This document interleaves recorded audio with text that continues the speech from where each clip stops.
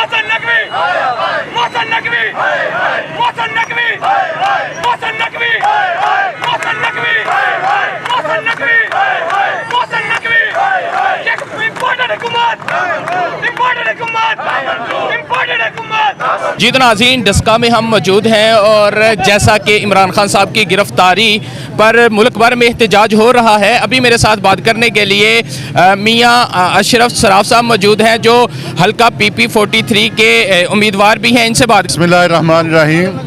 ये आज जो घिनौनी साजिश की गई है, इमरान खान के ख़िलाफ़ घिनौनी साजिश की गई है, हम इसकी पुरज़ोर मज़म्मत करते हैं और इंशाअल्लाह हम खान के सिपाही हैं और खान के साथ खड़े हैं। हर हालत में खान का साथ देंगे और खान कभी भी उसको गिरफ्तार नहीं होने देंगे और ना कभी खान गिरफ्तार होगा।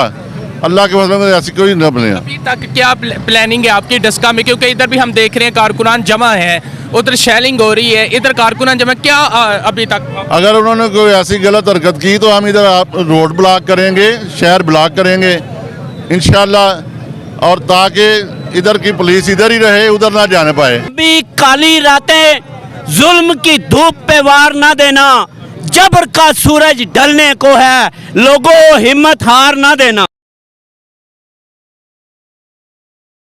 43 के उम्मीदवार भी हैं, इनसे बात करते हैं। अस्सलाम वालेकुम सर। वालेकुम अस्सलाम जी। जी सर, क्या कहेंगे जिस तरीके से हुकूमत की तरफ से शेलिंग हो रही है कारकुनान पर, डस्का में भी लोग निकले हैं, क्या कहेंगे आप? जी कहना क्या है जी, जुल्म की आखिर में काली रात जो होती है उसके बाद एक उजाला होता है और मेरा ख्याल है ये इनकी काली रात ख़त्म होने वाली है जो ये कर रहे हैं। इसके बाद हम डटे रहेंगे इंशाअल्लाह ताला और आहिस्ता आहिस्ता ये उजाला आना शुरू हो जाएगा और इनके सारे जालमाना हथकंडे ये जो हो रहा है मुल्क के अंदर हर लिहाज से जो कर रहे हैं ये इंशाअल्लाह ताला ये इनका खात्मा होगा।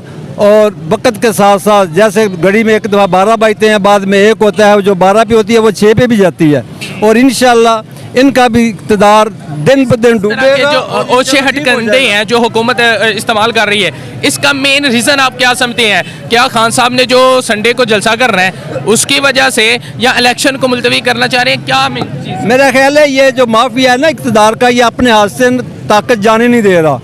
इनको खौफ लगा हुआ है कि ये अगर हमारे हाथ से ताकत चली गई तो हम खुद तबाह बर्बाद हो जाएंगे।